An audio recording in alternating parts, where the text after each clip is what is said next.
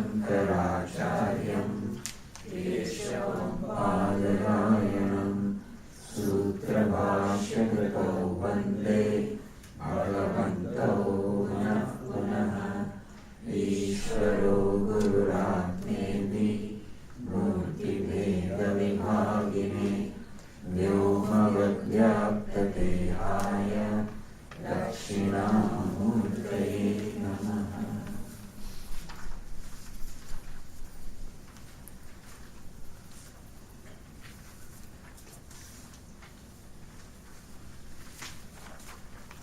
This year we are planning to discuss the 12th chapter of the Bhagavad Gita.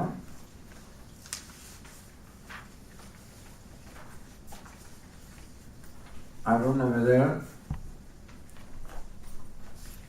a question has arisen in anybody's mind as to how come Swamiji you are taking 12th chapter. Which chapter should we have been taking, you know? 11th. Huh? 11th, I think. Right. So, right. I thought that I may have to give an explanation. Maybe it was not necessary. But yes, so we had done the 10th chapter last year. 11th chapter we have skipped. What it is the Vishwarupa Darshan. The 10th chapter concluded. The 10th chapter pertained to the description of the glories of the Lord. Arjuna requested the Lord, please describe to me in detail your yoga and your glories. Please describe to me in detail. Vistarena Atmana Yogam Vibhutim Cha Janardana Bhuyah Kathet Ruptarhi Shunato Nasti Me Vridam. Arjuna requests Lord Krishna to describe his glories in detail. Vistarena. Remember where this dialogue is taking place. This dialogue between Lord Krishna and Arjuna is taking place in the midst of a battlefield, where both the armies are poised to attack each other, and they are just waiting for this dialogue to get over so that the battle can begin. But in spite of being in an atmosphere like this, you can imagine what must be happening when hundreds of thousands of soldiers, horses, elephants, all of these are gathered in that battleground. And the soldiers wielding different kinds of weapons and all ready to fight. What a noisy, what an excited atmosphere it must be. And in the midst of that, a dialogue of the most serious kind is taking place.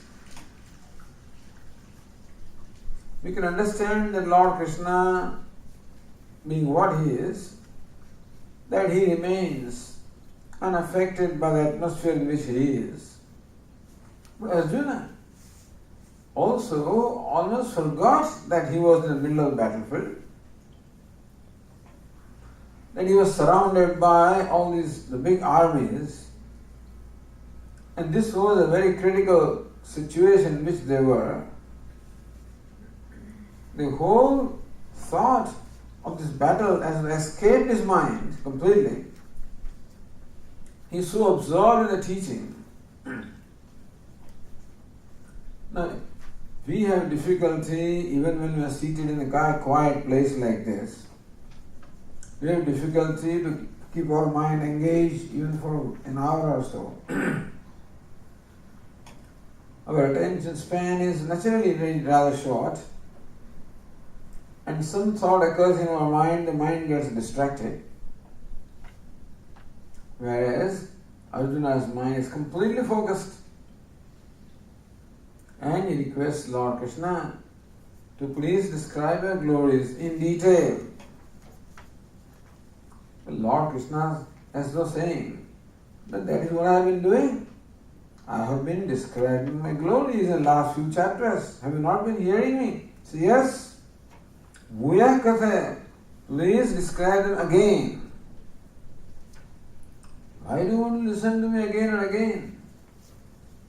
Shrumato nasti me amritam. Listening to the nectar of your words, drinking the nectar of your words through the ears. I'm not getting satisfied at all, and please keep talking. There cannot be a greater compliment to a teacher than this. Sometimes, at the end of the talk, somebody comes up and says, Swamiji, I wish you kept talking. I wish the class did not end. I wish we kept talking, Now, that gives a great joy. But here in the midst of battlefield, when Arjuna says that, Lord Krishna is, of course, greatly joyed. And so certainly, I will describe you my glories.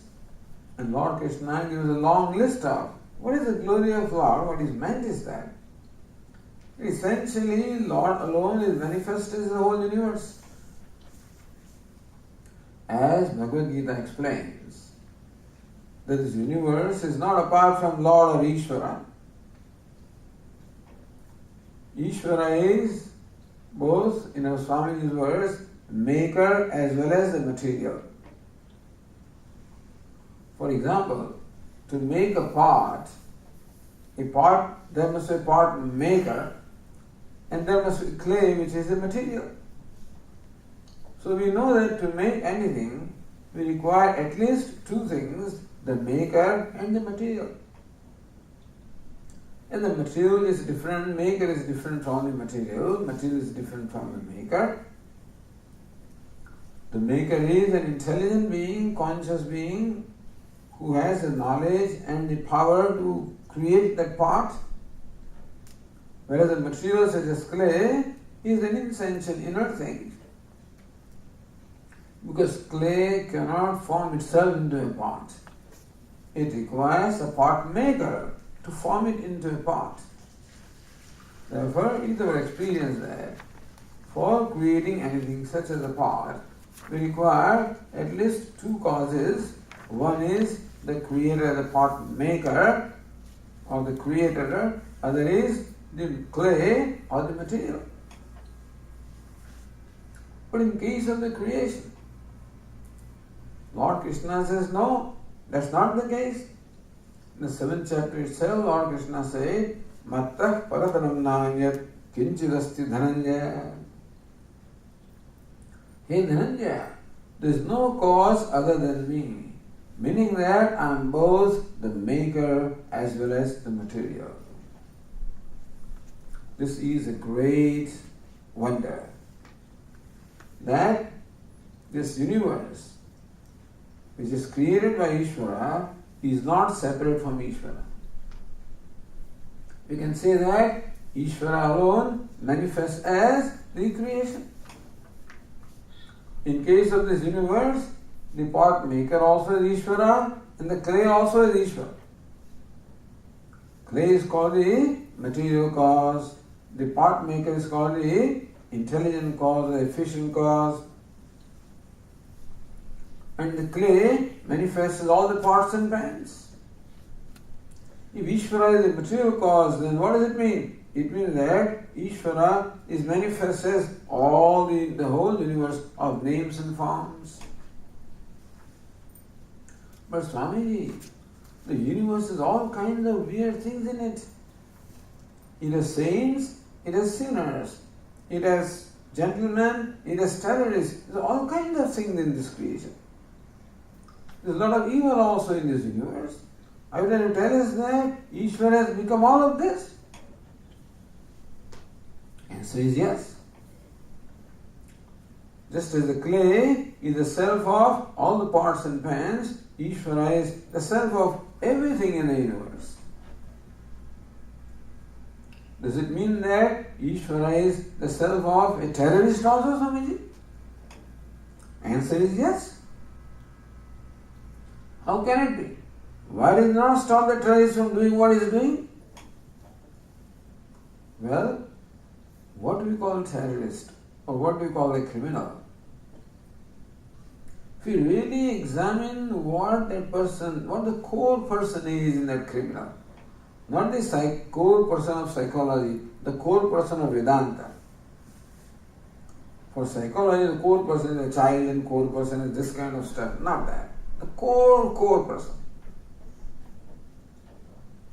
What's the essential nature of what we call a criminal?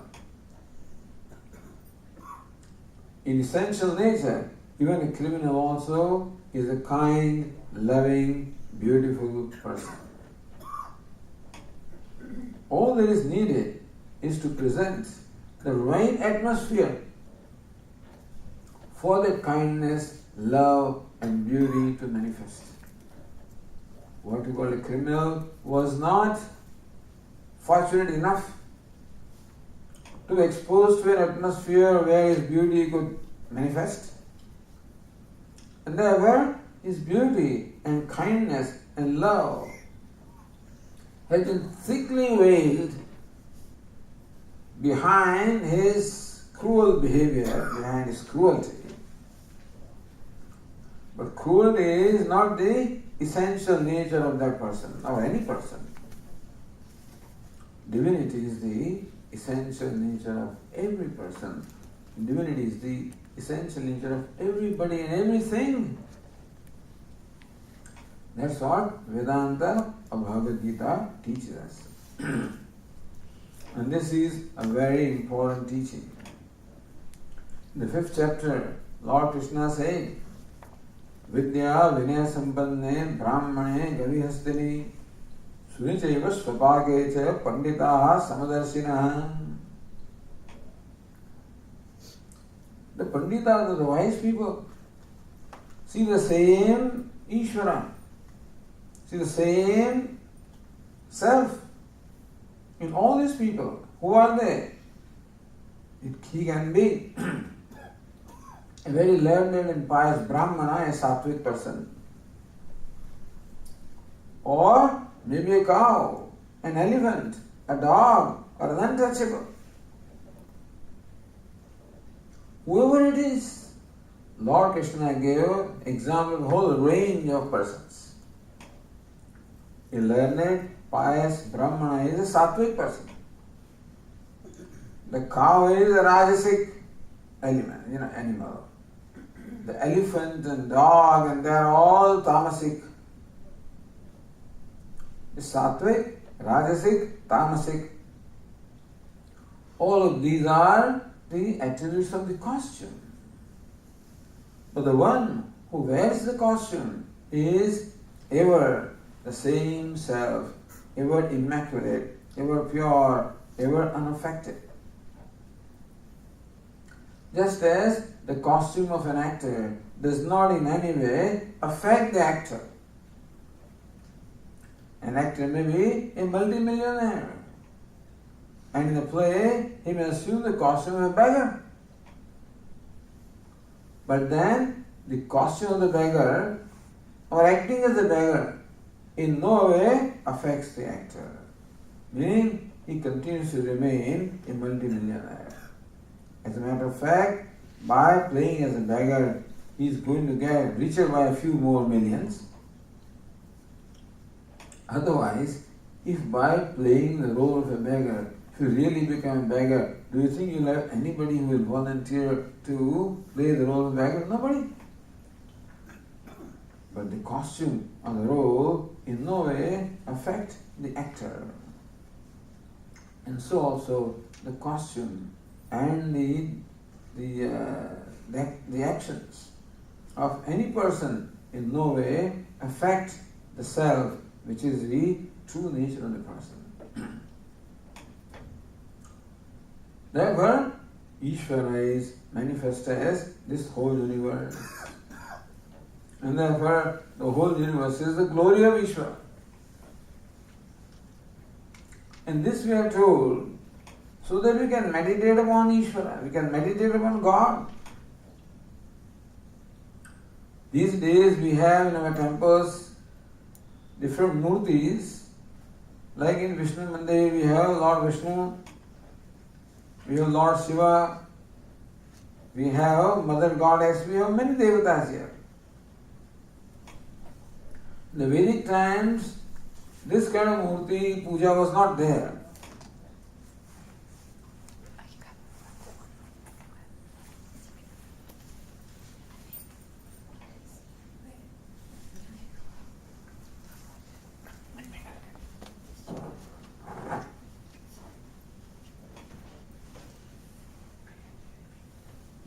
So how do you meditate upon this? These murtis are presented before us for meditation. So you can meditate upon God.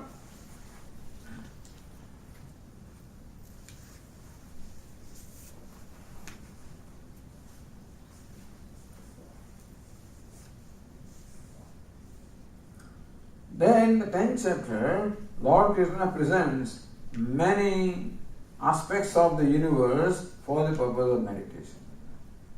Arjuna, Adityanam Aham Vishnu. Among all the Adityas, I am the Vishnu. Among all the luminaries, I am the sun. All the luminaries at night, I am the moon. Among all the Maharshis, I am Bhrigu. No, we are not familiar with all these things. But Arjuna was familiar, and so many such that all the trees I am, no doubt about that. But among them also, I am the people tree, the Ashwatha tree I am. All the mountains I am.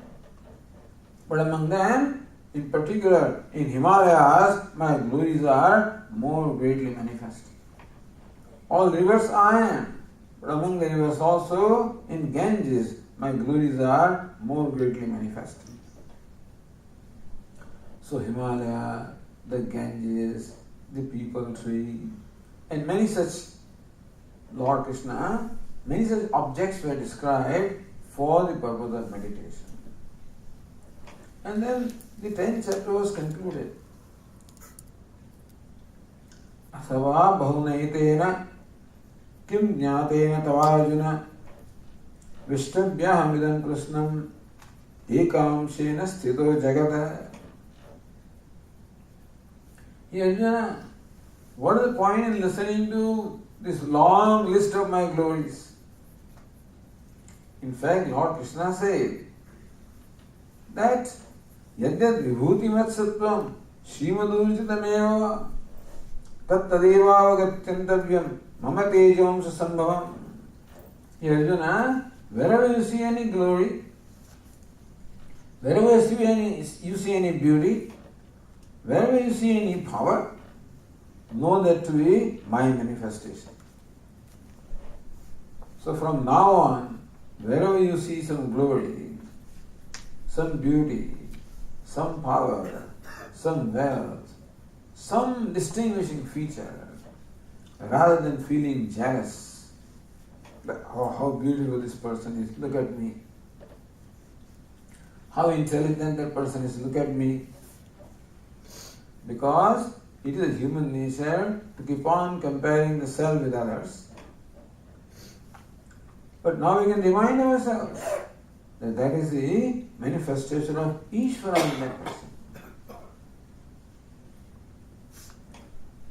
Natatasti vinaya syat maya bhutam characharam. Here, Arjuna, there is no bhutam, there is no being, characharam, sentient or insentient. There is nothing that is without me. I am equally present in everything. I am the self of all the names and forms. I am the self of everything. And the 10th chapter was concluded by saying, Ahava bahunaitena kim jnatena tavarjuna. Arjuna, even if I keep on describing my glories, there is no end to that. Esatut deshatah prokta vibhute vistaro maya. I just described you a few samples of my glory. There is a verse in Sanskrit. Some of you may know that. Asidagiri samam syat kajjalam sindhupatre surataru varashakha lekhani patramurvi. Asidagiri samam syat kajjalam sindhupatre. Imagine that the ocean is the ink pot. Asidagiri samam syat kajjalam. In that is kajjalam. There is ink, black ink. like a mountain like Meru, that much black ink is there. Suratarovar Shakha, the pen is made of a big branch of the divine tree. Lekhani, Patramurvi, there are leaves as large as the earth. There are leaves as large as the earth. And there's ink like the mountain, meaning that you have all the resources to give writing. Likhati yadi gruhitva Sharada Sarvakalam. Sharada, the goddess of knowledge, even if she writes, describes all the time the glories of the Lord, then also she will never be done with it. Meaning the glories are countless in number. And a few of them were just mentioned by Lord Krishna. So the Lord Krishna said that among those who cheat, I'm the game of dice among those who cheat. So that also he said. In good and bad, everywhere I am. But Lord Krishna says, even if you know the glories manifest as the entire universe, still, hey Arjuna, you do not know me in totality, you know only a part of me. This universe is a manifestation of part of me. Vishtadvyah vidam krishnam ekamshena sthito jagad ekamshena. By a part of me, I sustain the entire universe. Arjuna heard this. So Arjuna was very curious. Hey, Lord Krishna is the self of the entire universe. The entire universe is the body of the Lord, and he is the cosmic person. So Arjuna was curious, and he says to Lord, "Oh Lord, can you kindly show me your cosmic form?" Arjuna feels so close to the Lord. No, this is not a request that anybody can make to Lord Krishna. Before making that request, of course, Arjuna creates a certain background. Says that, Lord, my delusion is gone.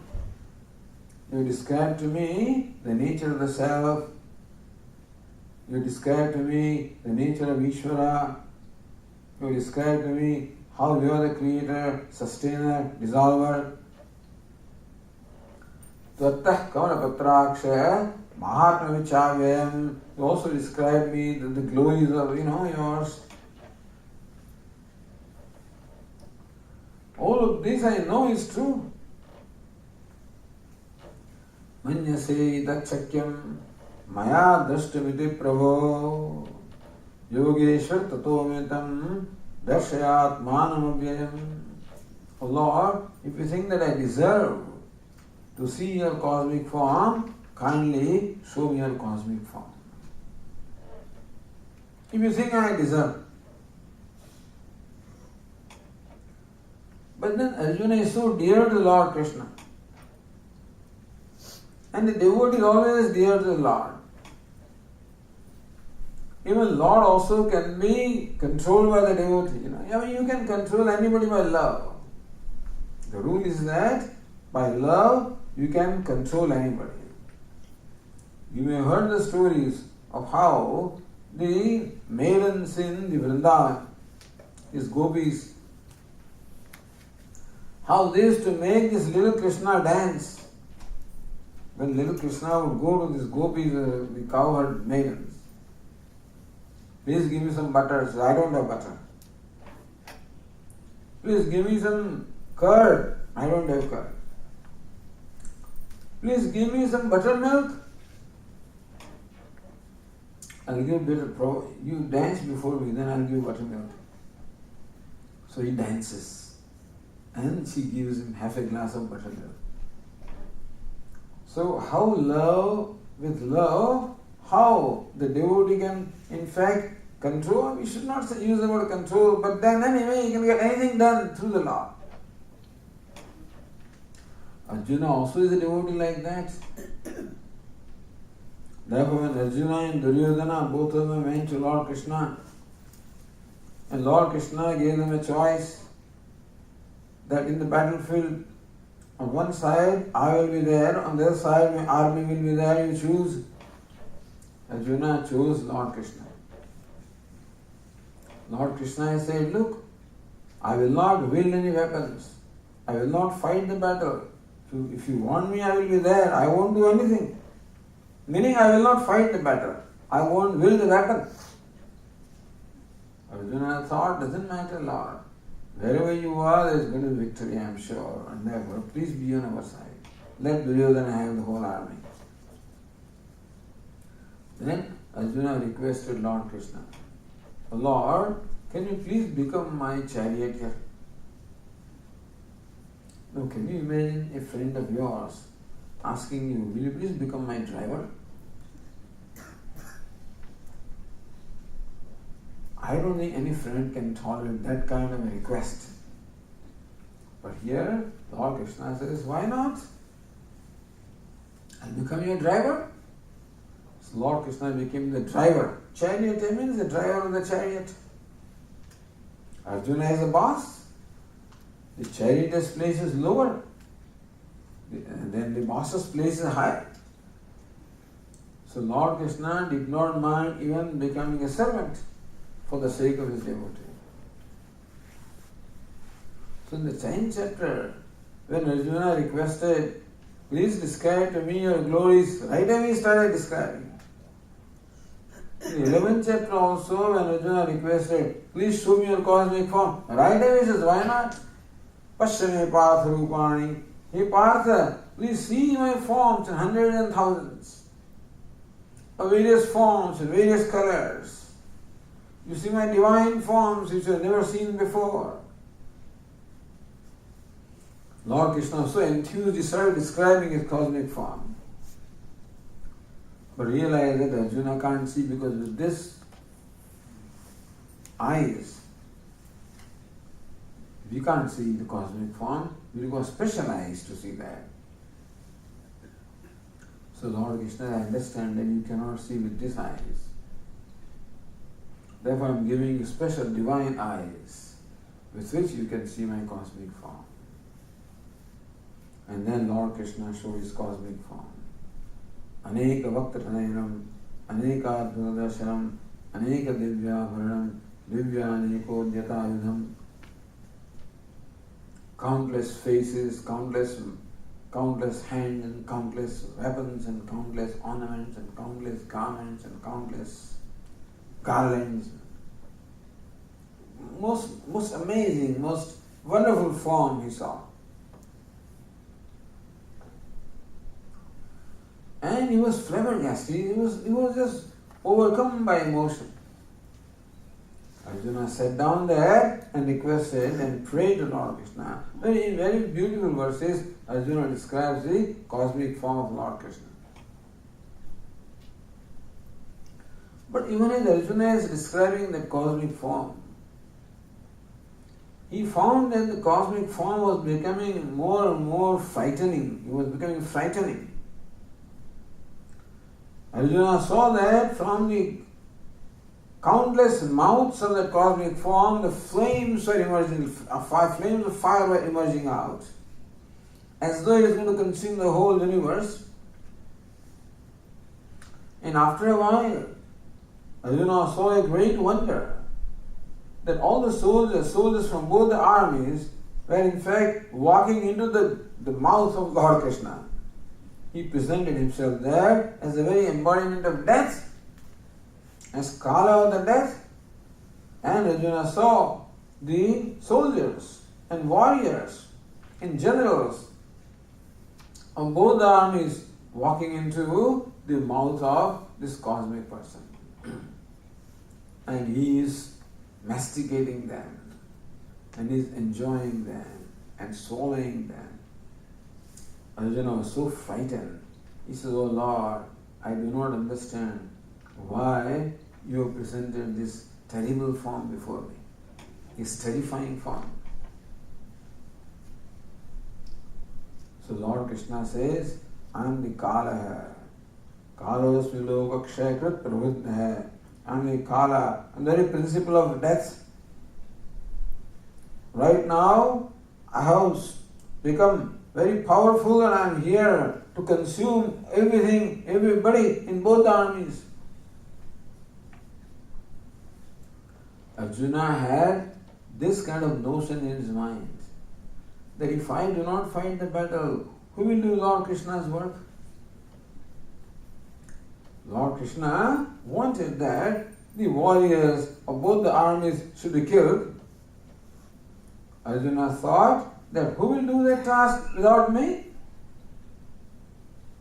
And that was one of Arjuna's problem also, that I will become that killer. There was a great sense of guilt in mind of Arjuna, that I will become the instrument of killing them.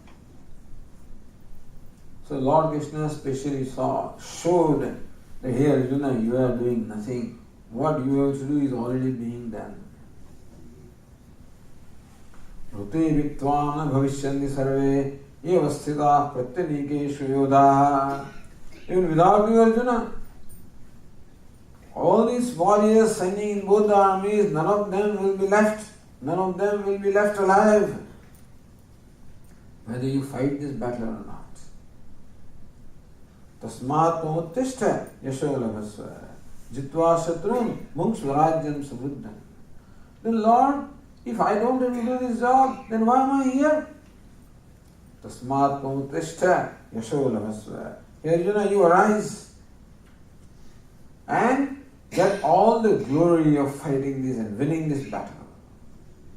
Jitva shatrun bhung swarajyam samruddham. May you conquer all your enemies and enjoy the kingdom of the whole earth. Maya vaite niyatah purameva nimittamatram bhavasagvasachin. Here Arjuna, already they are killed by me.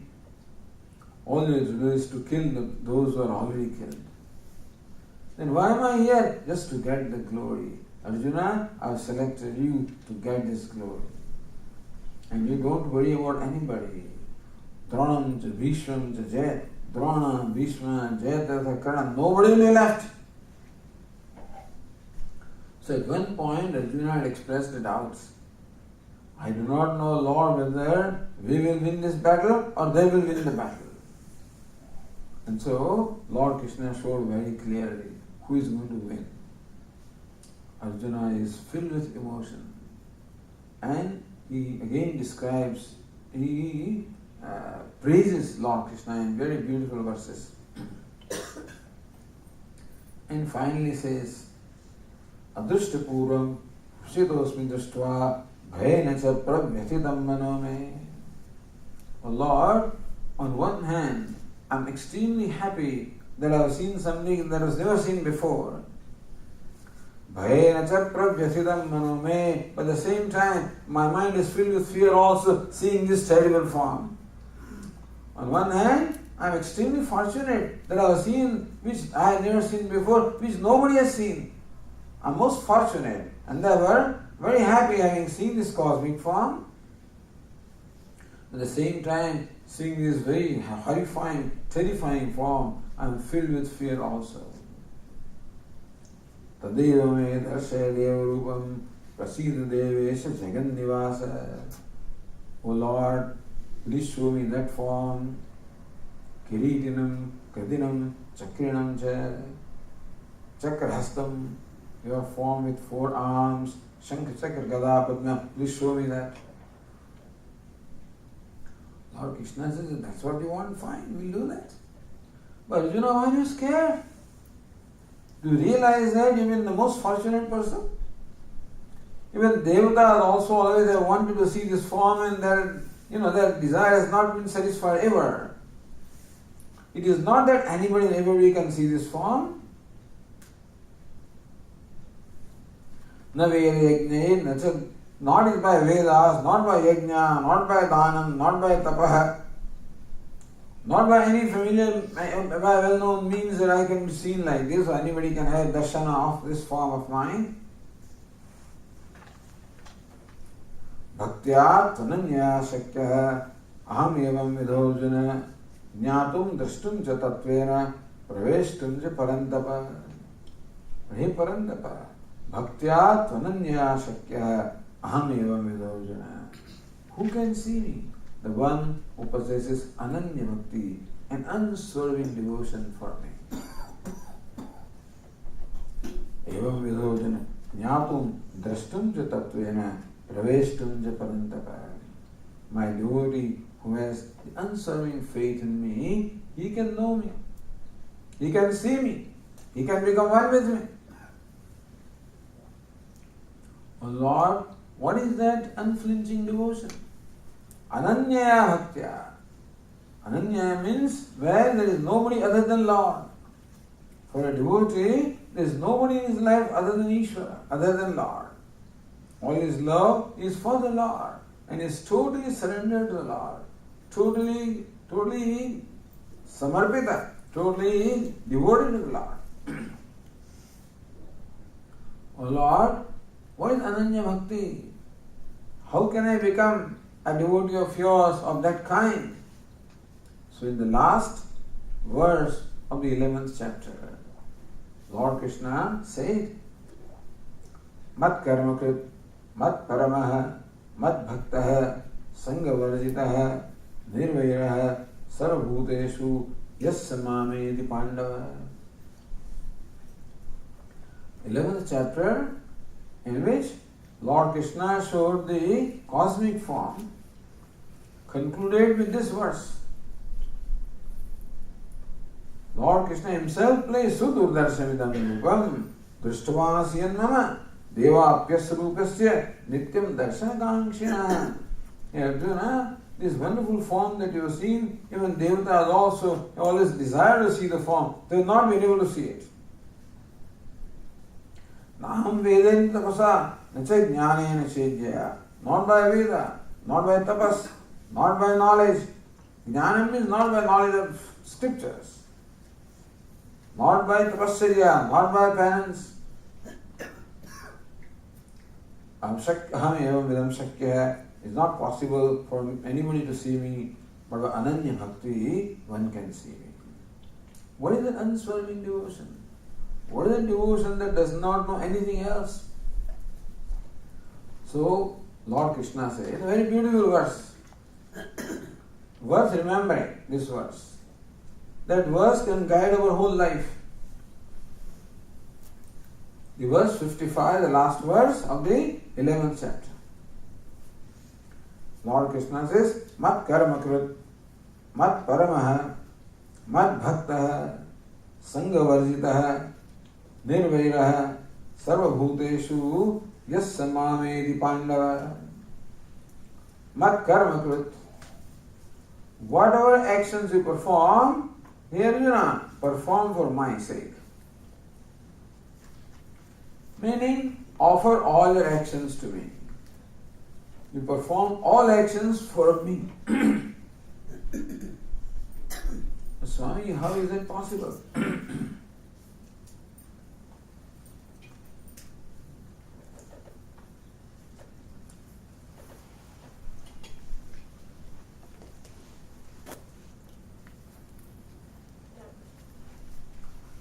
I have to work in my house, I have to work in my field, I have to work in my office, to work in my workplace.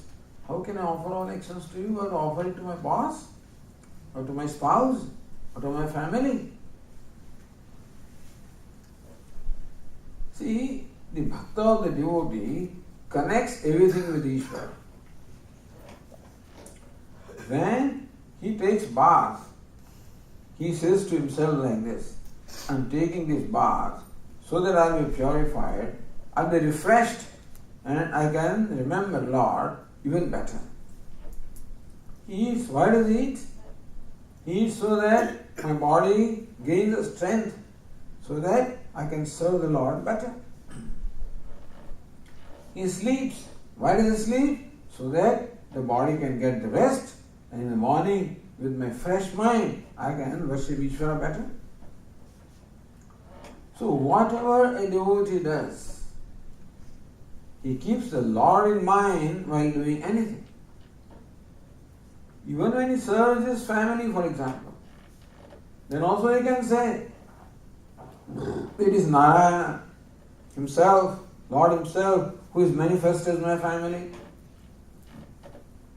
as my spouse, as my children, as my near and dear ones, as the Lord Himself is manifest as them, and therefore whatever I am doing is for Lord.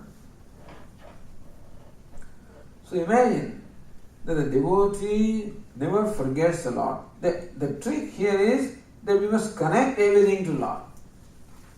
Understand that everything is connected to the Lord. We have to see that connection, that's all. But after all, Lord alone is manifest to the whole universe. He alone is. As the Swami says, not only there is one God, what is God. Not only for the Hindu or Vedantin there is one God, what is this God?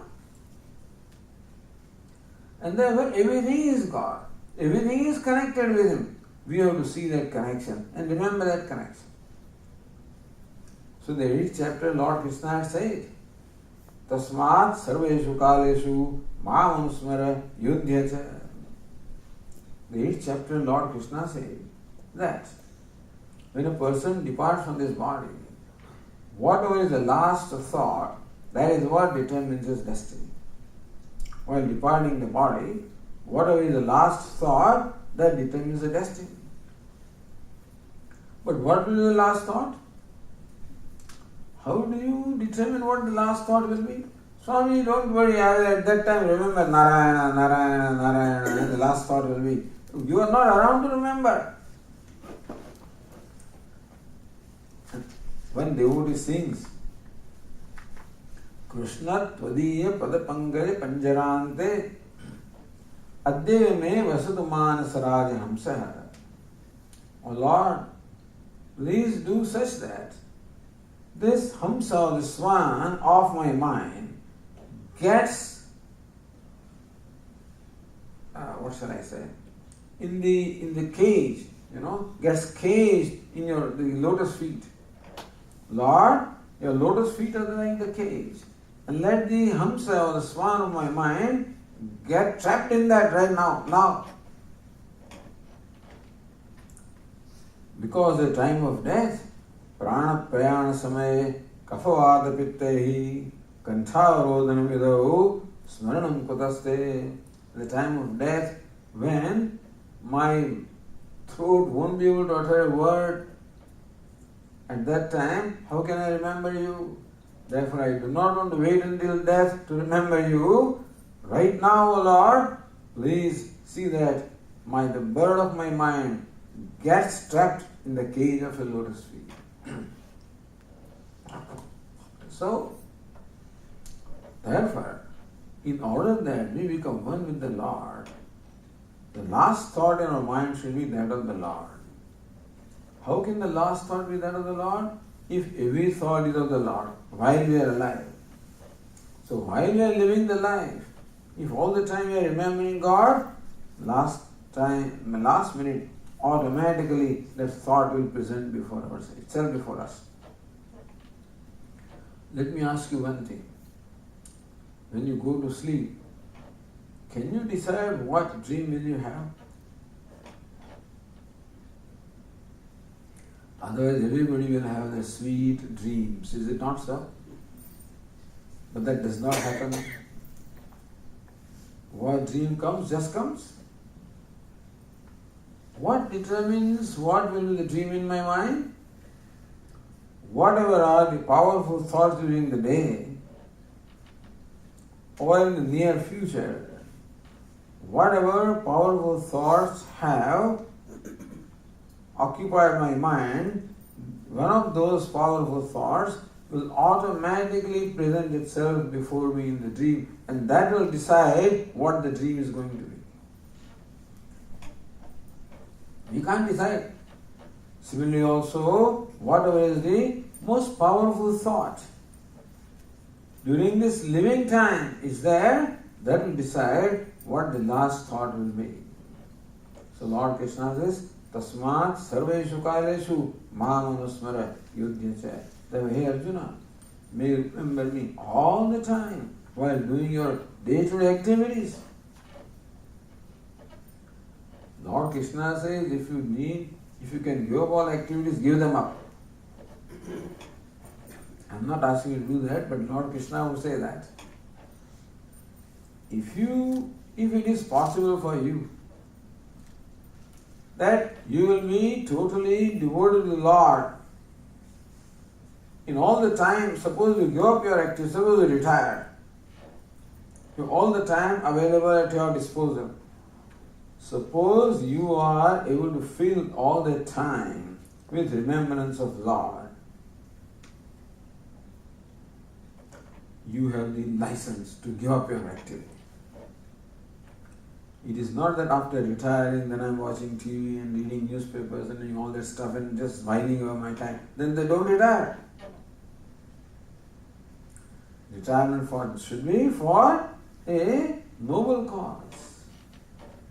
Anyway, the idea is that don't retire, keep doing what you are doing. But just as we have the mala, we have the rosary, and one beat we remember, Om Namah Shivaya, Om Namah Shivaya, Om Namah Shivaya. Similarly, let every activity become like a bead. Let every activity remind you of Ishvara. Nowadays we are very fortunate that we have so many forms. Today somebody asked me, Swami, is Hinduism, why is it so complex? Our own child asks me. I said, what's the matter? He says, see, so many gods we have. I say, it's like this. When you go to a wedding party, or any party, generally there is a buffet, where there is a choice of what? 25, 30, 50 items? What would you like? You like 50 items there or one item khichdi? Swamiji, see that party is so nice, there's one item khichdi, that's all. You have 50 items? There are 50 items because there are 500 people, each having a different kind of a choice. The reason why the 50 items are cooked is to satisfy the choice of, so they call it Swaruchi Bhojanam. The buffet is translated as Swaruchi Bhojanam. Swaruchi means your choice. Bhojanam, or the meal of your choice, feast of your choice. Choose. I said similarly also we have big, menu of big buffet. Choose your God. And because we are all different, we have different emotional makeup, we have different choices. Somebody likes Lord Shiva, somebody likes Lord Krishna, somebody likes Lord Rama, somebody likes Lord Ganesh. Everybody has different liking. Choose.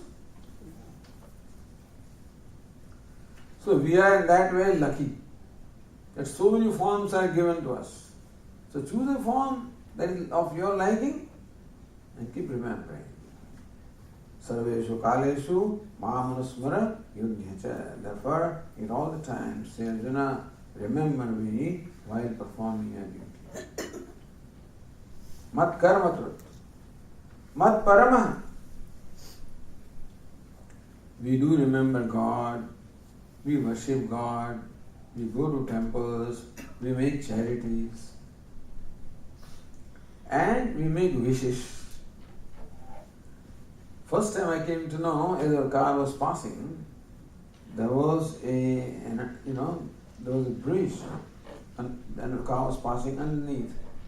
And the train came on the bridge. Hey, come on, quickly, let us go underneath, when the train is passing, I'll make a wish. It seems that if your car is below the bridge and the train is passing above, whatever wish you make, becomes a reality. I didn't know that. But the trick, the rule is not that you wait for the train to come. You happen to be there and train happens to be there. If that chance is there, then your wish is satisfied. But what are we? We always have different wishes, that's all we have. So you go to Tirupati and do something hundi and make a wish. Meaning that we worship God all right, but not for the sake of God, for the sake of fulfilling my wish. We have an agenda. In worshipping God also, we have an agenda. So please tell me, that am I a devotee of God or am I a devotee of my agenda? By making a charity in the temple, if I make a contract with the Lord, if I get a certain business contract, then I will give you this much. And if my son gets admission in this medical school, I'll give you that much. And if my daughter gets the matrimonial alliance, I'll give you that much. The contract is like this. If I get a contract of $1 million, I'll give you $1,000. We don't give $1 million, We give you a small fraction.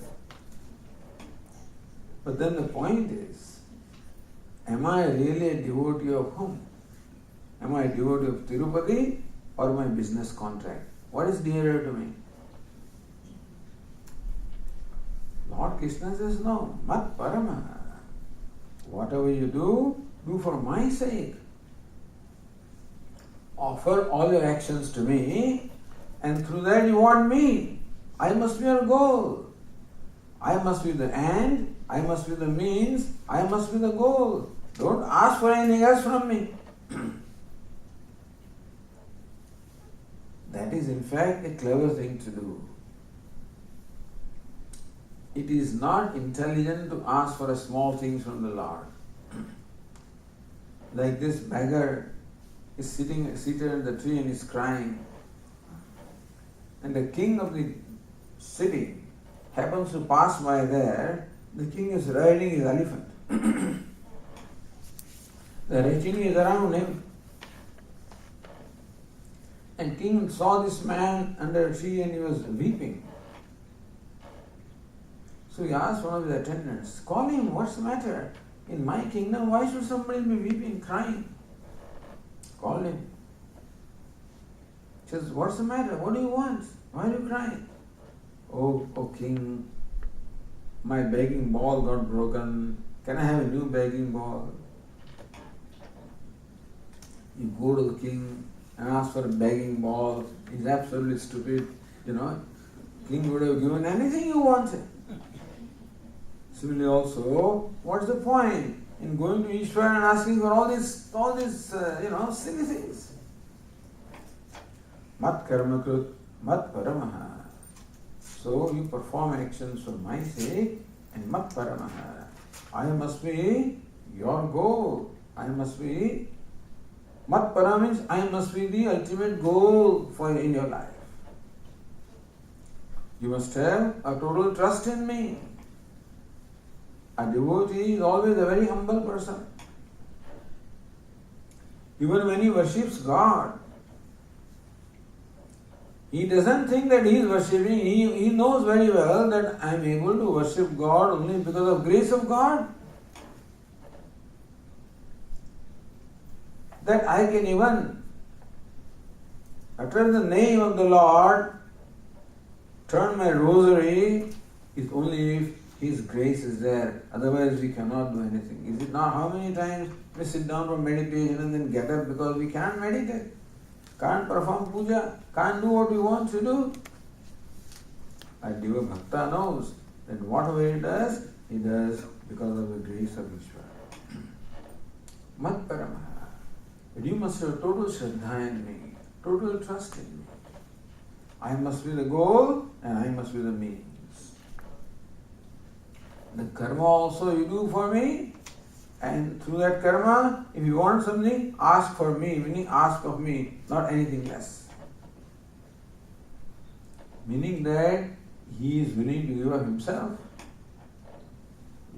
That is how Ishvara is described in our scriptures. One of the names of Lord Krishna in Srimad Bhagavatam is Atmadah. Atmanam dadati iti atmadah. One who gives himself away. So mat paramaha. I must be the ultimate goal in your life. Mad Bhakta, be my devotee, not devotee of any other worldly things. Let all your love be for me. Let I must be your goal. Perform all the actions for me. Meaning that actions are performed with the hands and legs, so they are also connected to Ishvara.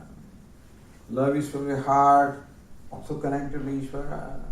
The goal is in the intellect, that also is offered to Ishvara. Meaning offer everything to me. Earlier also it was said, Man mana bhava, mad bhaktaha, madhyaji, mam namaskuru. Man mana bhava, give your mind to me. Meaning, always think of me with your mind. Mad bhaktaha, give your heart to me. Meaning, your love also should be for me. Madhyaji, perform all the yaga, perform all the actions also for me. Mam namaskuru, and you salute me. Let ego also be totally surrendered to me. So this is what Lord wants, nothing less than this. He wants the total of the devotee, nothing should be left with him. Everything should belong to Lord.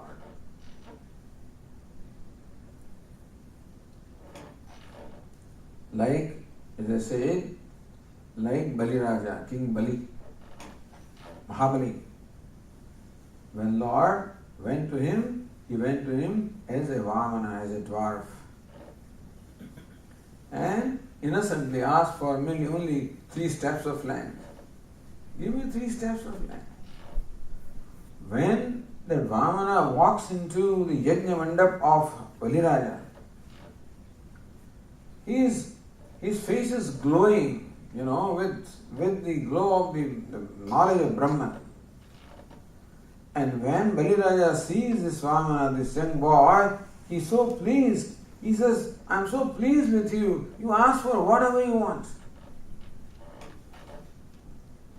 Then Vamana says, just give me 3 steps of land. He says, what is this? Do you know that I am the king of the 3 worlds? You ask for me the 3 worlds. Why do you only want 3 steps? Then Vamana gives him a lecture. He says, hey Bali Raja, the rule is that you should not keep with you anything more than you need. And what do I need? I'm a brahmachari. I just need a certain amount of land for me to meditate. So give me that. Alright. And so Mahabali made a resolve to give the land measuring 3 feet, 3 steps actually, to Vamana. And Vamana became Virat. He, Lord, became what? Cosmic person. He always changed his form. Meaning that he simply cheated Bali Raja. The contract was that as a dwarf he was supposed to get three steps of land. But when he measured the 3 steps, it is not as the young boy, as a cosmic person. He is called the Lord of long strides.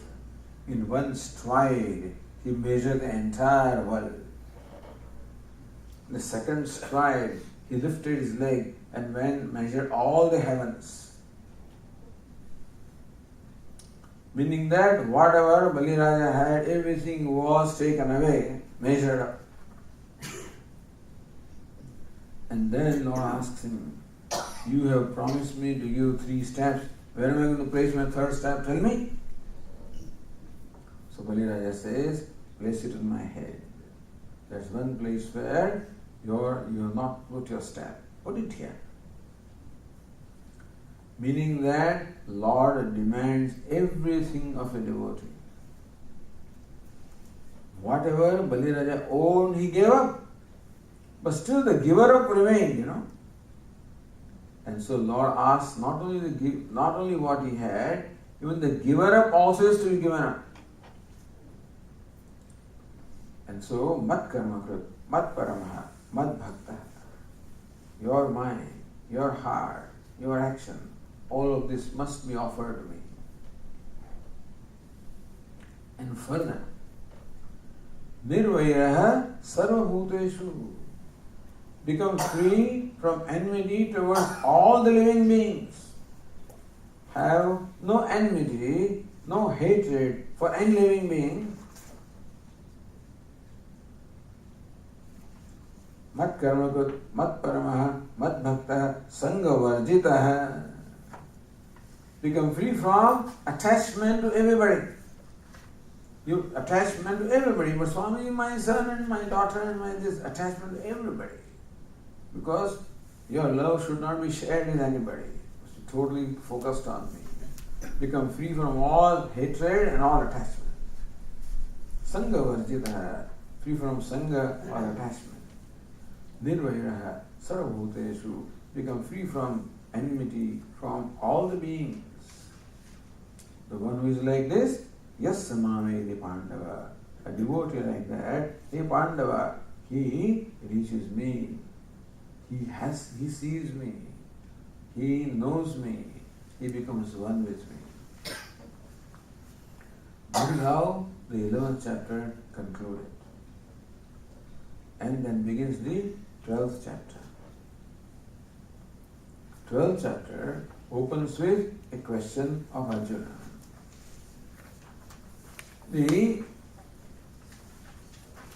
I have not included that question here.